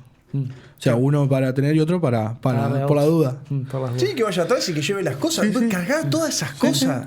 Ahora, yo la pregunta que tengo, bueno, no te voy a hacer la pregunta, pero te voy a dejar que cuentes la batalla primero. Bueno, la batalla duró algunas horas, supuestamente desde el amanecer hasta el anochecer, y se destacó por el despliegue de una gran estrategia de distracción por parte de José Artigas, que hizo que las tropas regentistas abandonasen su posición. Que era una posición en una colina Claro. que era ventajosa porque Ventajosa. tenían artillería de arriba. Claro. Y dejaran de lado y su artillería, ¿no? O sea, hizo creerles que se iba. Hizo que las Una tropas- retirada claro. fingida, una clásica retirada fingida. Y por el otro lado, lo encerró con la caballería y los derrotó Claro. muy fácilmente porque la artillería quedó inútil. Si mal no recuerdo, algo así como que él parte las fuerzas en dos. Entonces lo que hace es con un pedazo de las fuerzas ejecuta una retirada fingida, mientras están distraídos las fuerzas digamos realistas con ellos, el otro pedazo que él Toda digamos, esa separó, gruesa caballería. toma la colina Claro. que habían abandonado que era Básicamente. la posición favorable y bueno, Y por eso ya está. caballería contra marinos peleando en tierra, No, ya está. no tenían chance. No tenían a chance. pesar de que fueran muchos Por más que fuera colina arriba, etcétera. Acá es donde vos podés leer cuando hablas de a mí, o sea, acá es donde vos podés leer, cuando hablamos un poco digamos, de cómo decirlo, de relatos nacionales, podés leer relatos de que hablan de que Artigas era más brillante que Napoleón. Sí. Podés leer desde eso hasta que este es el Canas de Artigas, que es igualado solo en genio a Aníbal Barca en esa Sí, época, sí. lo que hace Hay acá. de todo. O sea, le ponen mucho color. Le ponen mucho color. La verdad es difícil saberla. Sí. En las brumas del Es la tiempo. primera batalla. Es la primera gran victoria de la Ahora, revolución. yo la pregunta que tengo es: Porque puede ¿dónde estaba esa? Esta es la pregunta que me estaba guardando y por eso me sorprendió. ¿Dónde estaba esa división de tropas crack que había traído Gaspar de Vigodet, que eran veteranos? No, el lío. El ¿Dónde y bueno, estaba la división de tropas crack con la cual había traído porque Elío? Vamos a ver, marineros era como vamos a para ver sacar en caro. unos momentos. Porque lo que mandaron acá fueron infantes el de gran marina. problema No mandaron va a a las haber tropas el crack. gran problema de que después cuando el bando regentista se empieza a resquebrar es que tanto Salazar como Vigodet empiezan a decir que el lío era inútil y que era que subestimaba. Entonces los vos decís que hay un tema de una subestimación y por eso mandaron, Claro, en vez entonces- de mandar a las mejores Y vos tropas que imaginate tenían, que en este momento mandaron a la B. Bien. estaba en Colonia toda la gran parte de la marina con Michelena bloqueando Buenos Aires. Vigodet lo habían mandado con tropas a Colonia y había perdido en la primera incursión de las tropas revolucionarias en la zona de Colonia. Lo único que le quedaba a Elío en Montevideo eran los otros marinos que no habían ido. pero entonces las tropas crack habían ido con Vigodet. No eran las tropas crack, eran como una parte y el resto estaban dispersas por la campaña pacificando. Ujú. O sea que era como lo que tenía más o menos, es lo que manda. Y vamos a ver, no sé. Igual vos habías dicho que hasta que llegaron esas tropas míticas que no sirvieron para nada. No, veteranas, dije, nunca míticas. Eran lo mejor que había. Los infantes de marina acá eran lo mejor que había porque por lo menos eran infantes de marina y eran milicias. Después acá hay otras cosas del relato que a veces se cuenta con esto que dicen que estaban todos borrachos y que por eso le ganaron. Esos son boludeces, yo entiendo. Básicamente, son para mí, boludeces. Para mí no entra en la cabeza de nadie que un grupo de infantes de marina se va a enfrentar con sea quien sea y van a ir borrachos. No tiene ningún sentido. Totalmente. Es una boludez. Y lo otro, que es que también que esto sí ya es dentro del territorio de la verdad, que acá es cuando Artigas tiene uno de sus grandes momentos, Artigas, ¿no? Que es que Clemencia para los claro, vencidos. cuando derrota a las tropas enemigas también, claro, con mucha visión también, pensando, esto es una guerra civil y las guerras civiles también hay que tener mucho cuidado cómo se procesan porque hay que construir el día después. Y entonces Artigas dice literalmente clemencia para los vencidos, pide que respeten a los derrotados, que no maten a nadie y que los Aparte, que se respete las vidas, que no es menor, no es nada menor, porque en esta época se mataba a todo el mundo, perdían, le digo. Además ya todos sabemos que las masacres ocurren justamente en las huidas, entonces en lugar de eso Artigas optó por, no sé qué habrá hecho con los tipos, los habrán metido prisioneros. Pero la clave es que también se les respetaron las vidas de toda esa gente que se rindió con un derramamiento de sangre relativamente escaso, entiendo. Así lo que dice es que tomaron más o menos 400 y pico de presos. Y esa es la clave, entender que hoy eran enemigos, pero como todos supuestamente defendían ¿qué pasa mañana? Claro, ¿qué pasa mañana? Entonces, claro, no podías hacer un disparate, porque ¿qué pasa mañana? Exacto. Sí, ya viste el problema con cobrar impuestos. Imagínate si encima le matás al hermano en campaña. Claro, esto no se arregla más, por eso. Exactamente. No ganás construyendo orcas en la plaza y amenazando. El que pone menos orcas es el que termina ganando. Y después, eso Artigas lo ve todo. Otra cosa maravillosa, que dato para la gente montevideana, que yo lo descubrí hace poco. El cuadro de la batalla de las piedras, lo tienen en su mente por lo menos. El que está posada dándole la espada a Artigas, ese. Está acá en el Museo Histórico Nacional, en la Casa de Rivera. ¿Está en la Casa de Rivera? Sí. No me acuerdo. Y si lo van a ver, Posadas no está terminado de pintar. ¿Ah, sí? Fíjense que su cara y sus manos no están pintadas. Y lo hicieron con Dalí, que viste que te hace los detalles medio ahí, medio más o menos. Pasa que el que lo pintó fue el hijo de Blanes, o sea, Pedro Blanes Viale, y se murió. Y el padre, o sea, Blanes, Juan Manuel de Blanes, pintó a Artigas y a los que estaban adelante del todo, como los más importantes para resaltarlo, y quedó así el cuadro. Y si van al museo, está el cuadro que no está terminado de pintar. Y yo me sentí como que la escuela me había robado parte de la verdad, porque vos vas a la revista del Escolar, por ejemplo, está bien hecho. Está pintado. Así que llamo a la gente de Montevideo si quiere ir a ver el cuadro que no está terminado de pintar. La revista Charonano. Que yo lo dije el otro día, uno entra a la Casa de Rivera y lo primero que se encuentra un cuadro de Fernando VII. Y dije, ¿qué es esto? Ya tuvimos esa discusión. Bueno, seguimos. Bueno, 2 días después, el 20 de mayo de 1811, sitia las tropas de artiguistas orientales sitian Montevideo y reciben el apoyo del ejército de Buenos Aires, propiamente dicho. Que está llegando, que también tendría sus problemas, claro, me imagino. Pero era un ejército un poco más regular, por llamarlo de una manera. Y recordemos también que era el ejército de operaciones en la banda oriental. No era todo el ejército, porque Buenos Aires en ese momento estaba peleando también contra los realistas en el Alto Perú. Claro, porque ellos mandaron misivas a todos lados, claro, y hay gente que le dijo no. Sobre todo Asunción. Asunción quedó de otro Alto lado. Perú, que es Bolivia, ¿no? Alto Perú, que es la zona de Bolivia, que militarmente, estratégicamente y económicamente era mucho más interesante que Montevideo. Plata. Porque había minas de plata. Bueno, si bien el bando de Montevideo había perdido varios hombres, la ciudad estaba muy bien defendida, ¿no? Tenía las murallas para empezar, y después tenía una tropa de algo así como 1.500 hombres. Y tiene un puerto. Y casi 200 piezas de artillería, ¿no? Sí, más artillería que hombre. Tienen que empezar a entrenar a gente a dispararla. A la vez, estaba muy bien en el mar, como ya hemos dicho, ¿no? Sí, porque la armada seguía... Sí, las fuerzas navales también de Montevideo tenían 1.300 hombres y algo así como 180 cañones en total. Entre embarcaciones como corbetas, bergantines, sumacas, cañoneras, entre muchas otras, ¿no?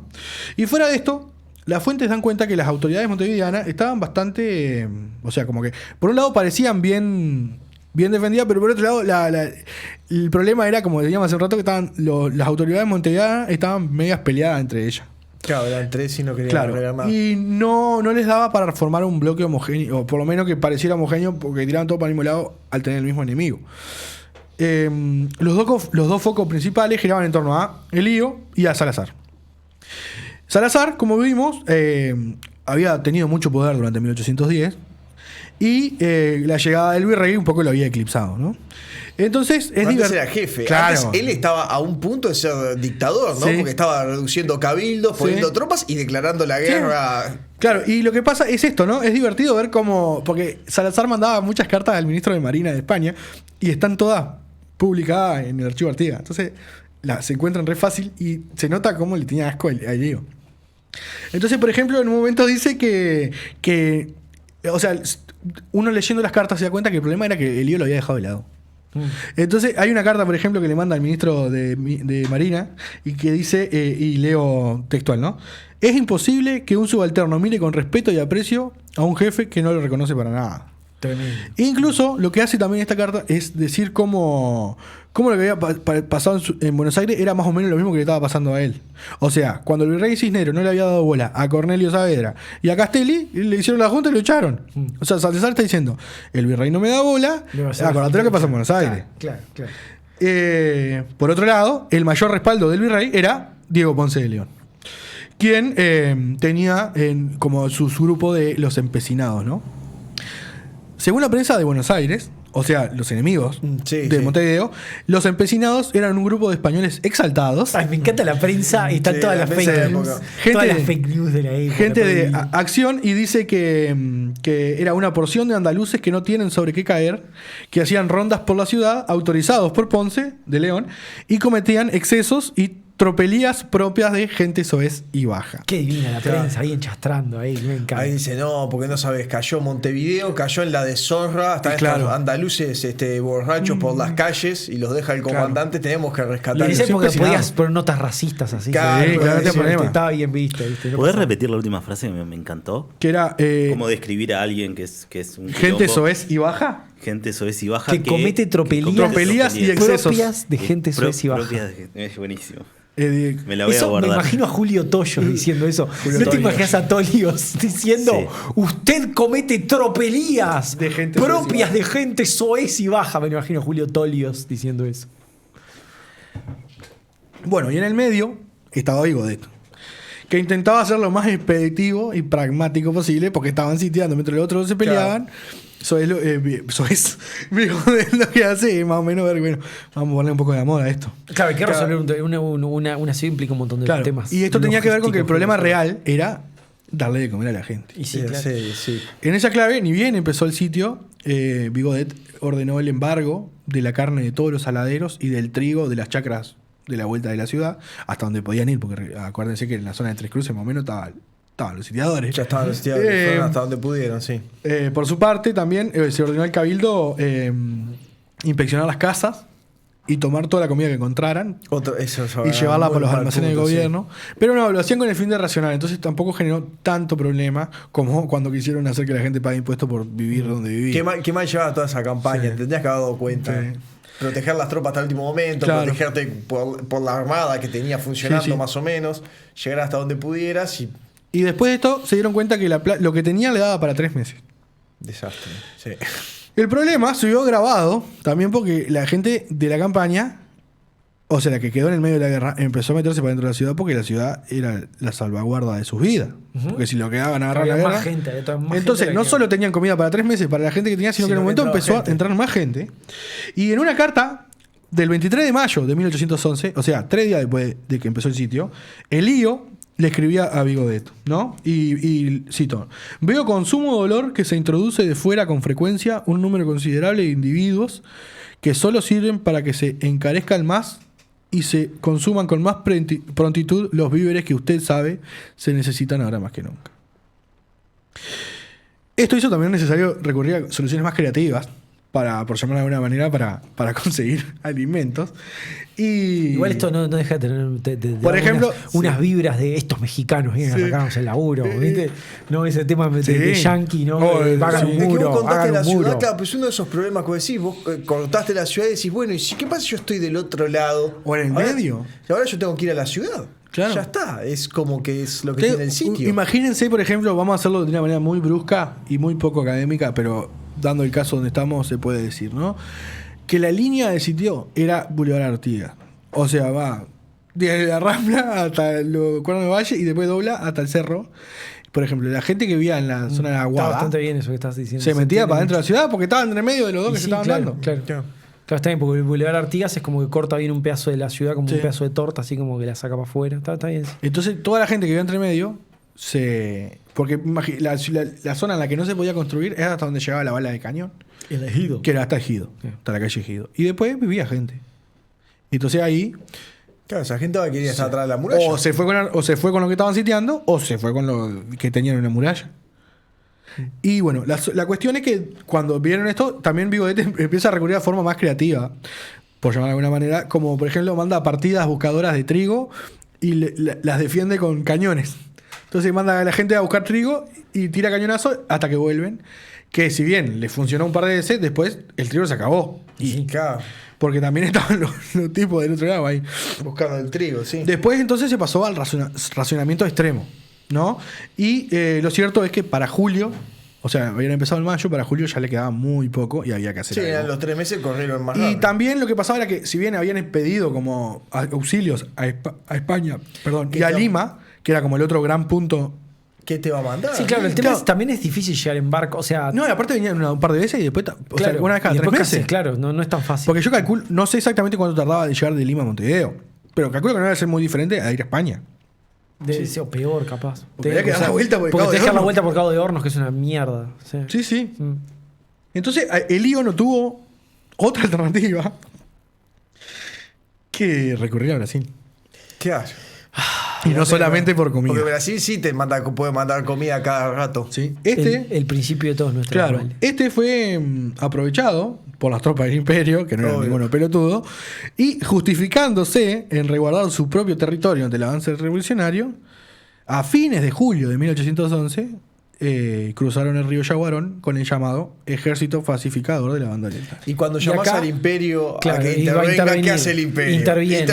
El No, y acá. Llamate al imperio y- Brasil y por para, ayuda, y para el que la imperio gente viene. dimensione, acá me parece muy importante, la gente que es más, sobre todo de afuera, es. O sea, estamos hablando de que el territorio de lo que sería luego Uruguay, entonces, por pedido del virrey que pide ayuda, Brasil en este momento es un imperio porque ya se había ido. No, ¿Qué seguían pasa? acá. La, ¿Qué la pasa? corona No, de Portugal no. seguía. Claro, la corona de Portugal no se va. O sea, Seguía todavía en Brasil. está en Brasil, el rey de Portugal está en Brasil, está- pero está el rey, acá está el príncipe regente. Ujú. Porque el rey, cuando se arma quilombo, en un momento vuelve a, Bien. a Sí, qué España. bueno. Pero en cualquier caso, o sea, A Portugal. es la casa de Braganza que estaba Claro. gobernando, que todavía está gobernando Brasil, la casa de Braganza. No, espera, estoy diciendo cualquier cosa. ¿Está diciendo cualquier cosa? Sí, el rey de Portugal, en ese momento, está en Río de Janeiro. Está- Vuelve en Bueno, 1820. Entonces, estamos hablando de qué es. O sea, ese Brasil, no piensen que es Brasil, el Brasil de Bolsonaro, ahora de la samba y de la callaza. No, es Portugal. Es Portugal. Entonces Es pide ayuda a Portugal. Con todo el imperio, y todo el mundial de Portugal, Portugal, sí. exacto, ¿Y qué- con todos los recursos de Portugal, que no está teniendo estos problemas que tiene España. Y entonces Portugal. ¿Y qué pasa ¿por- también? ¿Por qué no tiene estos problemas? Y bueno, porque el rey justamente se vino a ¿Y Brasil. por qué es aliado de siguió con- Inglaterra? Porque es el mejor amigo de Inglaterra, siempre ha sido el mejor amigo de Inglaterra. Cruza hasta Brasil y sigue gobernando desde Brasil, entonces no queda descabezado, que fue ¿Y lo que qué le pasó a pasa? España. Y entonces dice, vení, invadí. Y entonces Portugal, nosotros decimos Brasil, pues el imperio de Brasil, pero para que lo entendamos en geopolítica, Es invade. Portugal ahora. Invade. Punto. ¿Y qué pasa también? Invade Uruguay. La esposa del hijo del rey es Carlota Joaquina de Borbón, hermana de Fernando VII. Ajá. Entonces también ahí el virrey tiene como una carta para... También hay toda una cosa hermosa y muy interesante que yo la dejé de lado acá, que es todo el bando carlotista. Que es todo un bando que cree que la soberana tendría que ser ella, porque tanto su padre como su hermano abdicaron. Entonces la verdadera supuesta. Claro. Pero Sí, eso no, sí, sí. que se llamaban los carlotistas. Que eso también podría ser todo un capítulo aparte que podríamos hacer algún día si quieren, pero acá lo dejé de lado porque había que hacerlo en lo más acotado al tiempo posible. Lo cierto es que invade el ejército pacificador de la Banda Oriental, un ejército que tenía 3.000 soldados. Comandados por el capitán general de Río Grande de San Pedro, o sea, de Río Grande do Sul, Diego de Souza. Rápidamente, en ese fin de mes de julio de 1811, principio de agosto, todos los pueblos del este y norte de la frontera terminan ocupados por los portugueses. Ante esto, la Junta de Gobierno porteña se vio como obligada a negociar con Montevideo. Le resultaba imposible, por un lado, atender al sitio y a la invasión portuguesa. Sí, mucho. Por otro lado, su situación en los otros puntos del continente habían cambiado, sobre todo ante el avance de las tropas realistas en el Alto Perú, y necesitaban también atender ese frente que, como habíamos hablado hoy, entre cuando tuvieron que elegir entre Río de la Plata y Perú, eligieron Perú. Claro. Y bueno, Hay cosas más valiosas claro, allá.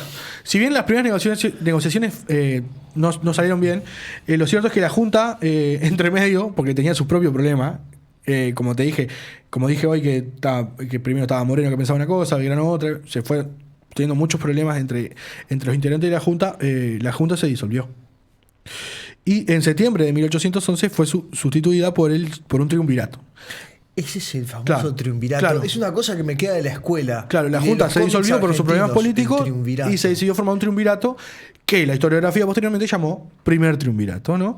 Que estaba, por lo menos inicialmente, constituido por Feliciano Antonio Chiclana, Manuel de Zarratea y Juan José Paso. El triunvirato tuvo una actitud mucho más prudente con respecto al desarrollo de la guerra y prefirió una solución diplomática. Entonces, como resultado, el 20 de octubre de 1811 se firmó un armisticio entre el primer triunvirato y el gobierno de Montevideo. Este armisticio establecía el cese de las hostilidades, el levantamiento del bloqueo naval de Buenos Aires, el reconocimiento de la soberanía de Fernando VII por ambas partes y el reconocimiento de la autoridad de Lío como virrey, pero solo sobre Montevideo. Es un status quo. O sea, claro. votamos el status quo. Sí, Es bien un cese al fuego. Decimos que los dos estamos por Fernando, así que ninguno de los dos es traidor. Todos tenemos el poder hasta donde estamos ahora y no nos disparamos más. Y se le cede a Montevideo el ampliamiento de la jurisdicción. Y la retirada de las tropas portuguesas de la banda oriental. Que también era importante porque después... Sí. Que no sé cómo se los pedís, ¿no? Pero bueno. Sí, claro. No sé cómo se los pedís. Ahora vamos a ver cómo se la pidieron. Este fue el armisticio también que causó la famosa emigración de las familias junto con José Artigas, quien no dejaba de ser soldado del triunvirato de Buenos Aires, entonces lo mandaron a atender el avance de Portugal a la zona de Yapeyú, pero nunca llegó simplemente a la zona de la Yui, y que se fue con todas las familias que lo siguieron, que en el momento se llamó la emigración de las familias, o la redota. Claro, y la redota, porque claro, estaban a punto de ganar, era la fuerza sitiadora, estaban a punto de ganar, y entonces llega una carta diciendo, no muchachos, tienen que ir. Y entonces, claro, se ve como una derrota, se ve como Claro. es como un momento... O sea, claro, es como Buenos Aires nos dice lo que tenemos que hacer. Y como Artigas era soldado de Buenos Aires, se fue. Se tiene que ir, pero ahí se ven muchas de las Claro. cosas de la génesis de la identidad. Y después uruguaya. en el año 12 es cuando Artigas empieza a romper con Buenos Aires, y en el 14 es cuando rompe definitivamente, que como lo vamos a ver en el próximo capítulo. Lo interesante de esto, bueno, que este tema llamado posteriormente el éxodo del pueblo oriental por un historiador, no por los participantes. No, claro, no dijeron, esto es el éxodo. Claro, bienvenidos al éxodo del pueblo oriental. Como no. la primera nunca hay que decir la primera en historia. Una de las primeras personas que le llamó éxodo del pueblo oriental fue el historiador Clemente Frejero en la década de 1880 recién. O sea, alrededor de 70 años después de lo que pasó.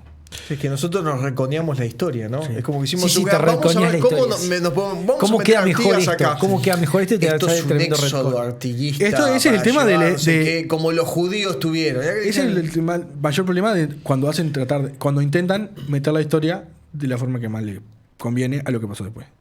Y por su parte, al Consejo de Regencia no le gustó mucho este armisticio tampoco, y lo que hicieron fue llamar a Elío de nuevo hacia España. Y quedando Vigodet como... O sea, yéndose con Elío, el último virrey del Río de la Plata. Pero no le podían reclamar mucho a Elío, hizo lo que pudo. Y bueno, Elío Inútil, también... pero hizo lo que pudo, también yo tiendo a entender que Salazar maquineó mucho con sus cartas. Y bueno, tanto Salazar como Elío se van a ir ahí a finales del 11, principio del 12. Y va a quedar como única autoridad de Montevideo Vigodet hasta el final. En cuanto a las tropas portuguesas, se les ordenó que se retrocedieran hacia Brasil, pero Diego de Sousa dijo que no, porque el avance de las tropas artiguistas hacia el norte complicaba a Brasil. Y pidió garantías para que, no sé, o sea, pidió garantías a la Junta y a Montevideo de que Artigas no iba a atacar. Pero bueno, ahí van a ir y venir, va a haber ciertas escaramuzas, va a haber algunas escaramuzas entre los portugueses y los artiguistas, pero mínimas. E incluso las tropas de Diego de Sousa son las que hacen que las tropas artiguistas y toda la gente que iba con ellos cruzaran hacia el Ayuy, del otro lado del río Uruguay, Entre Ríos, es en la zona de Entre Ríos. Y recién se van a ir en 1812, cuando, como vamos a ver en el próximo capítulo, las tropas de Buenos Aires, el triunvirato de Buenos Aires, firmen un armisticio con Brasil para volver a atacar a Montevideo. Y yo creo que este punto es un punto muy interesante para dejar este capítulo de hoy. Sí. Me parece muy dejar a la gente. Pero me encantó. Yo, y espero que a la gente le próxima. haya gustado más aprender un poco más de todos los procesos de acá. Bueno, perfecto. Entonces, Guido, ¿te animás a contarnos rápidamente las fuentes? Las fuentes. Voy hacia el final y tanto para el que viene como para este son las mismas. Bueno, me centré sobre todo en un libro que se llama La vida política en Montevideo, élites y sectores populares en tiempos de revolución, que es un libro coordinado por Ana Frega, que es una historiadora uruguaya, y sobre todo el capítulo 1, que es escrito por la propia Ana Frega, que se llama Revolución y Contrarrevolución en Montevideo, 1810, el frustrado motín de la guarnición militar. Después miré un clásico, que es Washington Reyes Abadí, Óscar Brusquera y Tabaré Melonio, El ciclo artiguista. Un libro que, si bien es de 1968, creo que es una de las mayores obras que trató como de agarrar todo el periodo revolucionario y que tiene una cantidad enorme de fuentes, de citas de documentos, que es maravillosa. Entonces, si bien es un poco nacionalista además el libro, porque tiene como capítulos dedicados a por qué Artigas era tan brillante. Bien. Si uno sabe El Aníbal Barca de las piedras. Si uno sabe distinguir la información, es un libro muy bueno. Después también un libro de la historiadora Ana Ribeiro, que se llama Los muy fieles, leales a la corona, en el proceso revolucionario rioplatense. Un libro que estudia comparadamente Asunción y Montevideo entre 1810 y 1820. Y en este caso miré el tomo 2, que es el que se dedica a Montevideo. Después también un libro de un historiador español, Julio Sánchez, La independencia de la República Oriental del Uruguay, los realistas en la banda oriental, que en realidad, pido perdón porque es un capítulo dentro de un libro de una historiadora que se llama Ivana Frasquet, que habla sobre la independencia en Iberoamérica y tiene un capítulo sobre cada país. Para este primer punto, básicamente son esos. Y para el siguiente, bueno, veremos. Muy bien. Más cosas. Bueno, perfecto. Guido, muchas gracias. Por favor. Así que sin más, entonces, Alexis, ¿te parece que tal vez nos podemos ir a una pausa?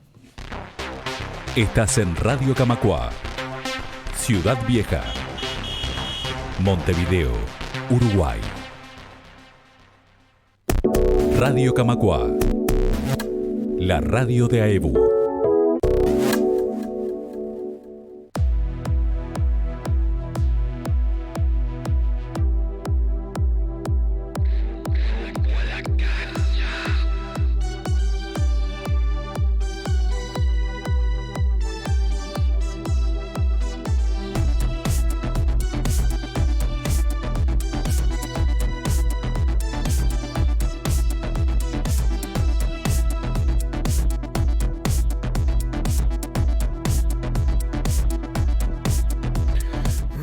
Y volvemos de la pausa con... Rumbo a la cancha. ¿Y qué es Rumbo a la Cancha, Es esa sección en honor al Rumbo a la Cancha donde hablamos de la gente que nos cae bien. Y de quién nos Cucuzú. cae bien?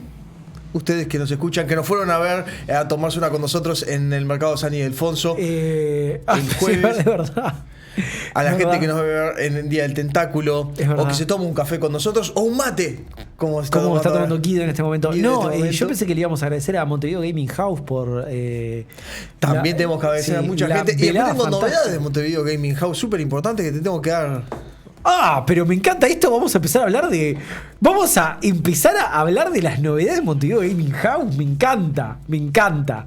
Que Me encanta nos porque ayudó muchísimo todos los a programas conseguir- serios tienen una sección donde dicen, donde hablan de sus sponsors. Así que me parece maravilloso. Antes inventamos los sponsors, ¿te acuerdas? Antes inventamos Era muy sponsor, divertido. Yo les quiero decir que el otro día, Sí. ya hace semanas, cuando sucedió lo de Synergy, hace muchas semanas, Sí. fui y me di una vuelta por Montevideo. Montevideo Gaming House. ¿Y qué Y encontraste? cosas muy lindas. ¿Viste? Pero muy lindas. ¿Viste? Tremenda tienda. Uno Montevideo Gaming quiere House. llevarse media tienda, más o Sí, menos. pero no es posible. Sí, pero en cómodas cuotas se puede ir llevando. Se puede de a poquito. Por ejemplo, les podemos recomendar, no sé si está, pero el Star Realms a mí me parece un juegazo. Para jugar de a dos es tremendo juego, pero tremendo juego. Y lo deben tener, me imagino que lo deben tener porque sé que es el tipo de juego que tiene. ¿Qué más? Te vi que querías hablar del encuentro que hiciste en Sinergia, eso, Seba, ¿querés decir algo más? No, de acuerdo, Sinergia, a toda la gente que va y se comparte con nosotros un momento. Un abrazo enorme a agradecemos un montón. Patricia que nos regaló unos budines espectaculares. Sí, porque cuando Y está que nos llegando- lo regaló igual a pesar del episodio de Madame Blavatsky que hicimos de ella. Pero fue- no y le la gustó, conocimos que no sabía quién era. Pero dijo, bueno, pero igual le leyó unos budines. ¿no? Y que creo que ustedes no se dieron cuenta, Ella pero los dijo que budines los fueron la cocinaron- sensación, porque todo el mundo estaba intrigado qué había Ahí adentro de ese paquete. Bueno, te cuento que los budines ella misma me dijo los cocinaron los elementales. Son cocinados por elementales. ¿Te acuerdas los elementales de Madame Blavatsky, Alexis? Bueno, los cocinaron los propios elementales. Pero no se precipitaron. No Fueron se precipitaron. llevados. Exacto, no se por una precipitaron. Exacto. A diferencia del libro de Fangio. Putin, Fangio, que sí precipitó porque apareció acá milagrosamente. Bueno, rumbo a la cancha, Sebastián. ¿Qué tenemos hoy para.? Bueno, vamos a empezar por rumbo a la cancha. Sí, Vamos a por empezar el tiempo, sí. Vamos a empezar con lo correcto, que es saludar a Guido. ¿Cómo estás, Guido? Muy bien. Bien, perfecto. Guido, esta es tu oportunidad estás en rumbo a la cancha, cuando vienen invitados, siempre el espacio es de ellos, así que no sé, Guido, si querés comentar algo, algo que quieras difundir de lo que estás haciendo, no sé, ¿hay algo que quieras meter en rumbo a la cancha? ¿O No, bueno, ahora hablando de Montevideo Gaming House, que no sé si lo tienen, pero yo soy muy fanático del juego de mesa de Juego de Tronos. ¿De cuál? Vos decís. Del que se juega con muchas fichitas y muchos sí, soldaditos. Y que el de órdenes ocultas. Sí. Ese, el que tiene el mecanismo de órdenes Sí. ocultas, que pones la mano así, abrís y mostrás lo que. Nosotros- das vueltas las sí. fichas y das vueltas. ¿Te gusta ese juego? Yo lo tengo. Nosotros tenemos un grupo de mis amigos. Es un juego muy que bizantino. jugamos hace muchos años ¿A ese juego? a ese juego religiosamente. Yo lo tengo, se me hace muy bizantino. Bueno, nosotros nuestras partidas rondan las 8 o 9 horas. Por eso, Con, es bizantino. sí, con muchos estupefacientes. Pero, ¿Y qué hacen? ¿Arrancan a las 9 de la mañana? No, depende. Jugamos sobre todo los viernes o los sábados y jugamos hasta que termine. Es un juego. A ver. Un juego de intriga para la ciega, Ya diría que he yo. jugado tanto, te voy a hacer una pregunta. ¿Qué tan asimétrico es? Depende. Nosotros hemos logrado una gran armonía porque como que jugamos los mismos mucho tiempo. Entonces todo el mundo sabe las cartas de los otros, más o menos como empezar. Entonces hemos logrado como una muy buena armonía donde no siempre el que es Baratheon gana. Claro, porque ese es el tema. Hay casas que están Sí. cagadas por los perros, dicen supuestamente. Sí, porque bueno, es bastante asimétrico. el claro, juego, pero dependiendo de dónde al arranques en el nivel mapa, hemos etcétera. logrado desarrollar, o sea, cada uno ya sabe cómo tiene que empezar cada casa para que no se vuelva asimétrico. Mirá qué niveles. Yo lo tengo en juego de Cuando de quieras caja. te invitamos.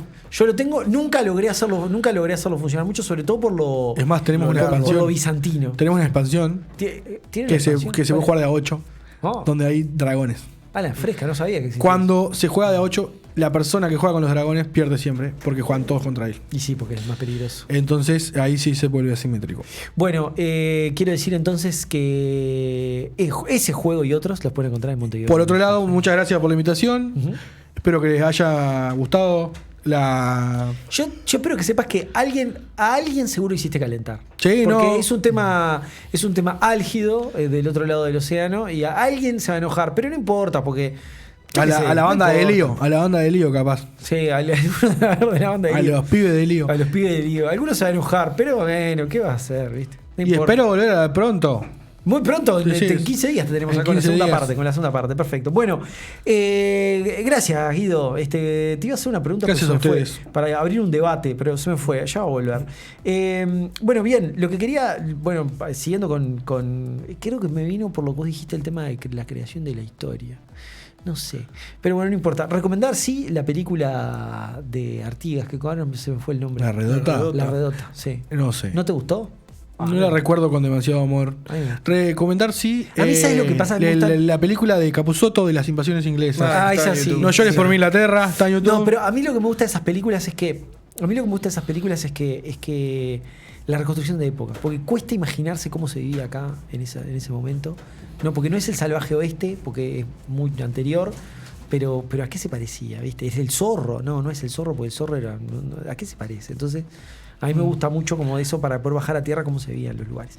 Bueno, decir que la música que estamos escuchando en este momento es una versión del tema Espiral de nuestro amigo Canerasta y la versión de apertura y cierre de nuestro programa es una versión de Caravan hecha por el Gran Quelonio.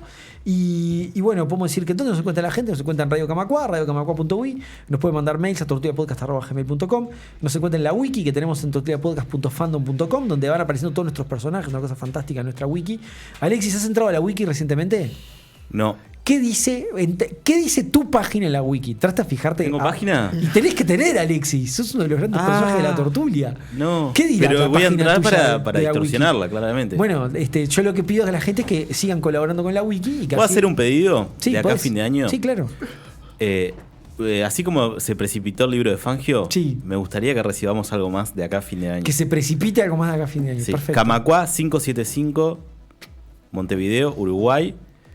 Y no me acuerdo el código postal, pero está en la página de la radio. Debe ser. Montevideo es tan chico que todos los códigos postales de Montevideo son 11.200. Es 11 algo, 11.600. 11.100 creo que es. 11.100 Andan debe ahí, ser, sí. andan ahí. Donde digo yo es 11.600. Bueno, Alexis, bien, perfecto. Ya le pidió a Alexis quiere que se precipite algo. ¿Qué más? Pero algo que Bueno, esté bueno, ¿no?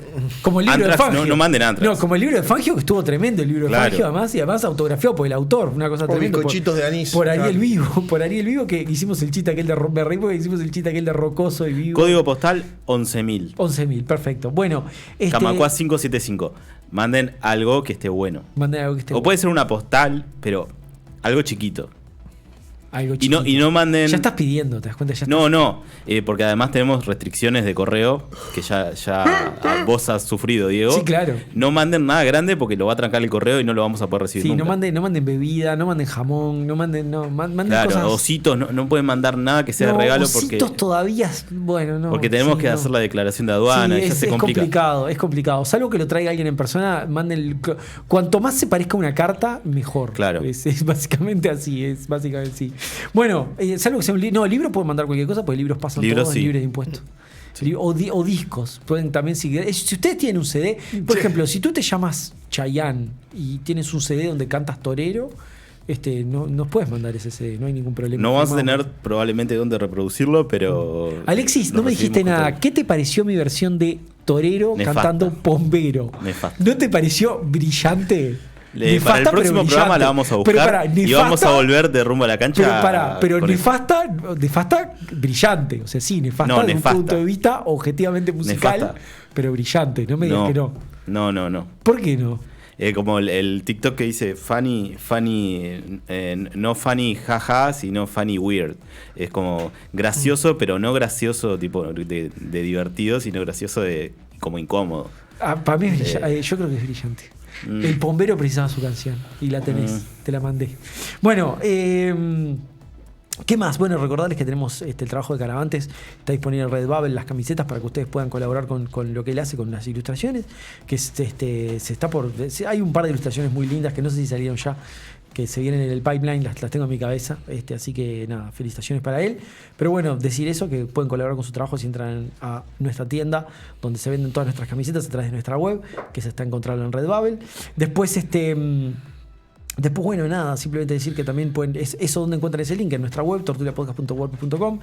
Pueden comprar capítulos extra en tortuliapodcast.bandcamp.com. Tenemos 3 capítulos que se siguen moviendo todavía porque, bueno, hay mucha gente que no los ha escuchado. Y bueno, básicamente no mucho más. Decir que nos encuentran en iVoox, como siempre ya lo saben, pues somos Originals, y en Twitter somos @tortuliapodcast.com. No mucho más. Bueno, nada, eso sería todo entonces. Y sin más, entonces, si no tenemos nada más para decir, tal vez nos podemos ir despidiendo. ¿Les parece? Me parece fantástico. Bueno, Hasta luego. chau.